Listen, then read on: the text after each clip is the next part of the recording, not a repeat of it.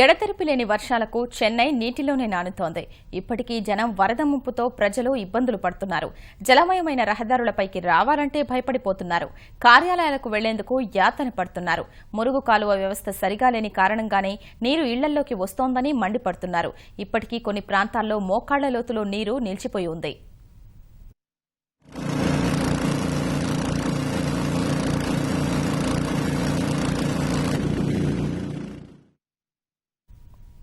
ఎడతెరిపి లేని వర్షాలతో నెల్లూరు నీళ్లూరుగా మారింది. కొన్నాళ్లుగా వరద ముంపులో కొట్టుమిట్టాడిన జనం మెల్లగా తేరుకుంటున్నారు. నగరపాలక సంస్థ అప్రమత్తమై వరద ప్రాంతాల్లో పరిశుభ్ర వాతావరణం నెలకొనేలా చర్యలు చేపడుతోంది. వరద ముంచెత్తిన వేళ ప్రభుత్వం, స్వచ్ఛంద సంస్థలు ఆదుకున్న తీరు బాగుందని బాధితులంటున్నారు.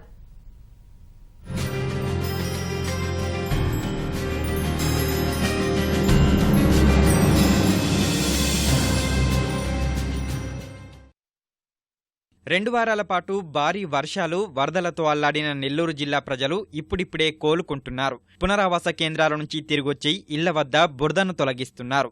వరద నీటిలో మునిగిన సామాన్లను శుభ్రం చేసుకుంటున్నారు. జరిగిన నష్టాన్ని అంచనా వేసుకుని ఆదుకోవాలని అధికారులకు విన్నవిస్తున్నారు.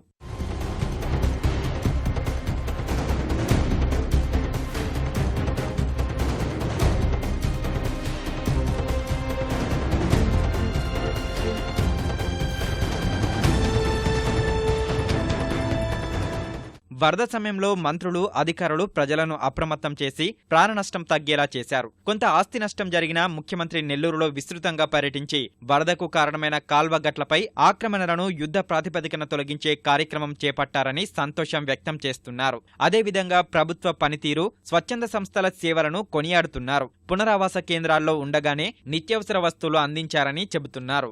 రెయ్యం పగులు తిరిగి నారాయణ గారు ఇంకా ఫస్ట్ చెప్పుకోవాలంటే అతను కనిపించిన మన చంద్రబాబు నాయుడు గారు వాళ్ళకి ఎలా చేయించాల పనులు అనేది ఆ విధంగా మమ్మల్ని చేయించి అసలు ఏమీ వరదలే రాలేదు అనే టైప్ లో ఇక్కడ చాలా నీట్ గా చేసి ఇప్పుడు ఏమీ లేదు. రేషన్ అయితే అందరికి అందింది సార్. మనీ ప్రొవైడెడ్ గా ఎవరికి ఏమి అందలేదు. వాళ్ళు అన్ని చూసుకొని చేయాలి. బియ్యం 25 కేజీలు బియ్యం ఇచ్చారు సార్. ఒక పామ్ ఆయిల్ ప్యాకెట్, ఒక చక్కెర ప్యాకెట్ అది ఇచ్చారు.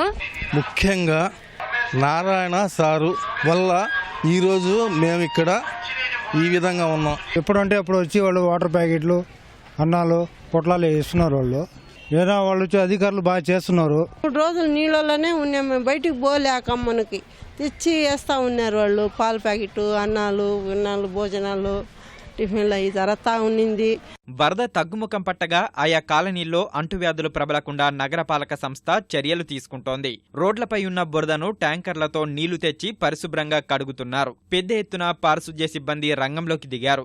ఎక్కడికక్కడ బ్లీచింగ్ చల్లుతూ మురికి గుంటల్లో దోమల మందు పిచికారీ చేస్తున్నారు. ఇప్పటికే చాలా చోట్ల నిత్యావసర వస్తువులు పంపిణీ పూర్తి కాగా ఇంటింటికి వెళుతున్న సిబ్బంది నష్టాల వివరాలు నమోదు చేస్తున్నారు. మరో 2 రోజుల్లో బాధితులకు ప్రభుత్వ సాయం అందిస్తామని మంత్రి సిద్ధా రాఘవరావు స్పష్టం చేశారు. ఇక్కడ 5 అడుగులు 6 అడుగులు నీరున్న పరిస్థితి. అటువంటి వార్ పుట్టింగ్ మీద ముఖ్యమంత్రి గారి ఆదేశాల మేరకు మంత్రి నారాయణ గారు, మేము అందరం దీనికి కావాల్సిన డైరెక్షన్ ఇచ్చి మొత్తం కూడా బయటికి పంపించాం. క్లీనింగ్ చేయిస్తున్నాం. మంత్రులు నీళ్లలో తిరిగి దగ్గర కూర్చోబడి పని చేయించే ప్రభుత్వం అంటే ఒక తెలుగుదేశం ప్రభుత్వం.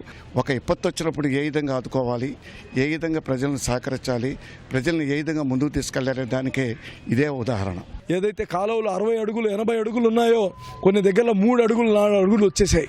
ఇవన్నీ కానీ రేపు ఒక సర్వే చేసి అన్ని ఎంక్రోచ్మెంట్స్ తీయడం జరగద్ది. ప్రస్తుతం కాలనీల్లో వరద నీరు తగ్గడం వల్ల కాలువలపై ఉన్న ఆక్రమణలు తొలగించే కార్యక్రమాన్ని వేగవంతం చేసేందుకు అధికార యంత్రాంగం సన్నద్ధమవుతోంది.